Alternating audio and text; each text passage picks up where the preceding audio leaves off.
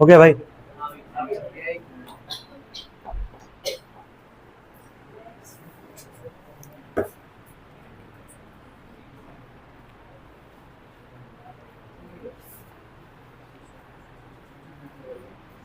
देखो सिंपल ऐसे समझना, सिंपल शब्दों में कि कोई भी अगर हमारे पास अनइवन ऑब्जेक्ट है, अनइवन का मतलब हो गया नॉन यूनिफॉर्म शेप, है ना।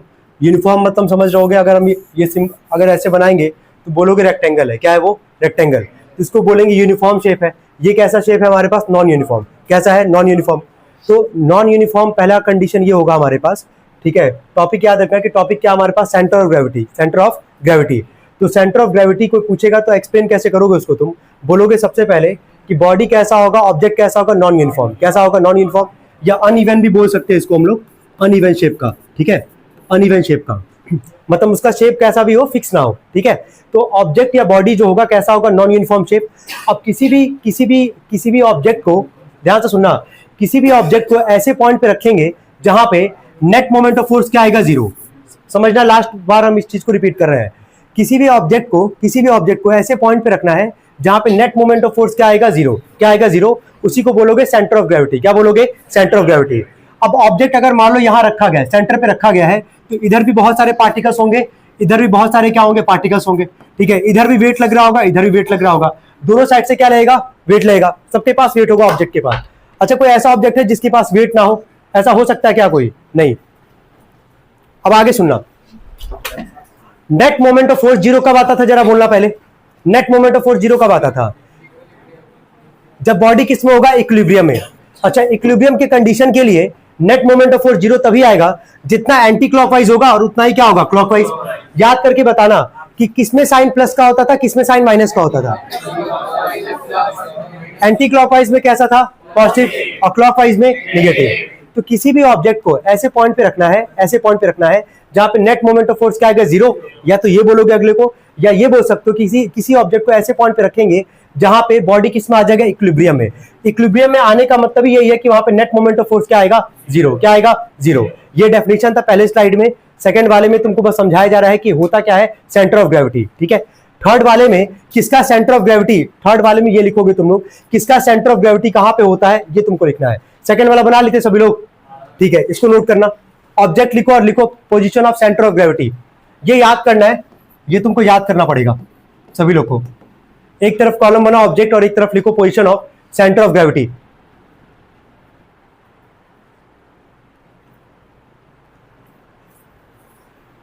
तो सेंटर ऑफ ग्रेविटी क्या होता है, समझ में आ गया ना। किसी भी ऑब्जेक्ट को ऐसे पोजीशन पे रखना है, ऐसे पॉइंट पे रखना है जहां पे नेट मोमेंट ऑफ फोर्स क्या आएगा, जीरो।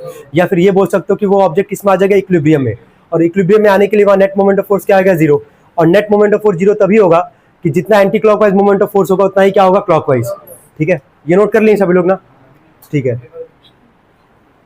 और ये याद करना, अभी यही याद करोगे 10 मिनट के अंदर। कितना है एक बार हम देख लेते हैं, 7 या 8 होगा हार्डली, 10 है, सॉरी 10 है। चलो जल्दी नोट करो इसको।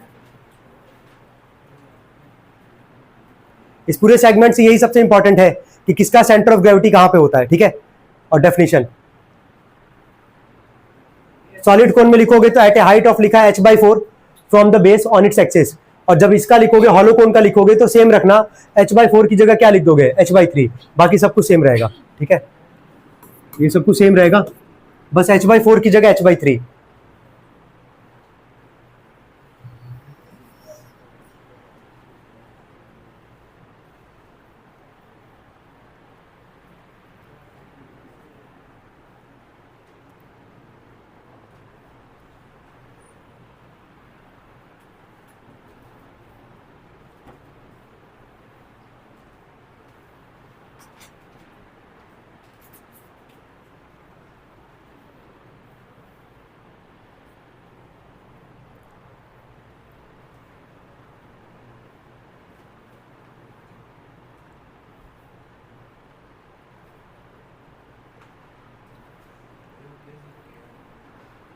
कौन सा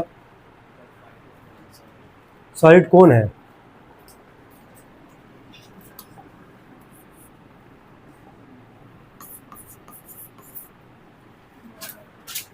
लिख लिया इसको भी।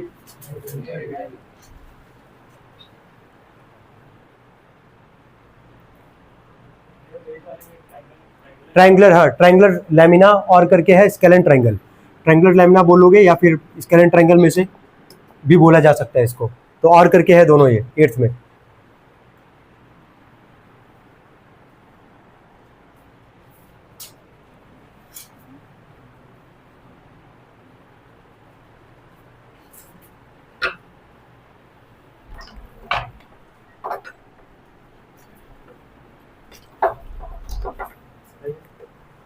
बोलो, medians, intersection of medians, MEDIANS।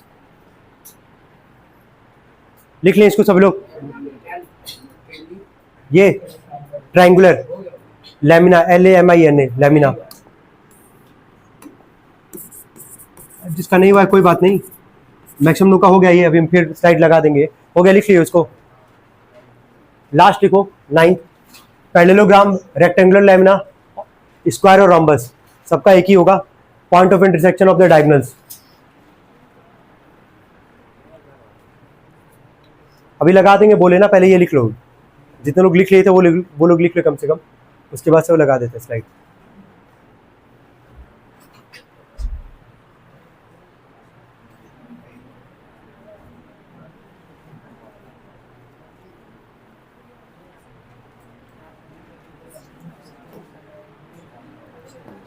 चलो हेडिंग डालना, centre of gravity depends on, लिखो इसको, centre of gravity depends on,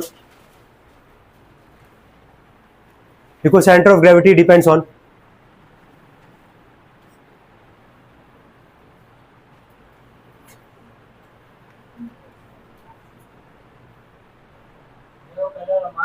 हाँ, दूसरा है डिस्ट्रीब्यूशन ऑफ मास, थर्ड है shape, size, structure and geometry.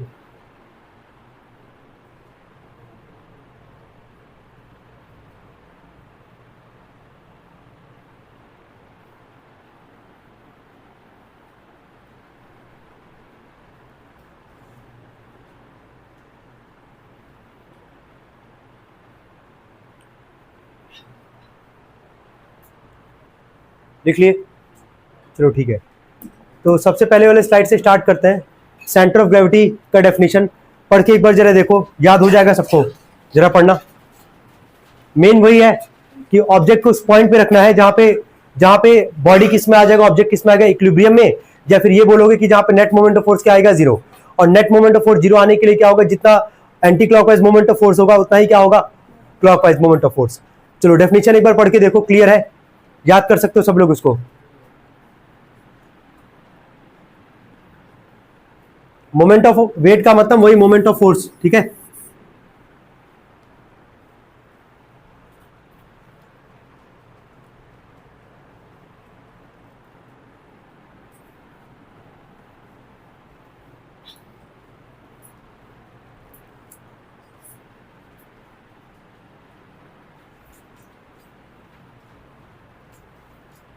इन तीनों सेगमेंट में याद रखना कि सबसे इंपॉर्टेंट है 1A, है ना, जो हम लोग कर रहे थे इसके पहले 1A में, बहुत ज्यादा इंपॉर्टेंट है वो। 1B 1C उतना इंपॉर्टेंट नहीं है, लेकिन 1A काफी ज्यादा इंपॉर्टेंट है, जहां पे न्यूमेरिकल्स वगैरह भी बहुत ठीक ठाक था, ठीक है। अभी कुछ उसमें बाकी है अभी आप जो हमको करवाना है, लेकिन पहले थ्योरेटिकल पार्ट हम लोग पूरा क्लियर करेंगे, फिर एक एक करके 1A में जितना क्वेश्चन है वो करना है, 1B में, फिर 1C में, ठीक है।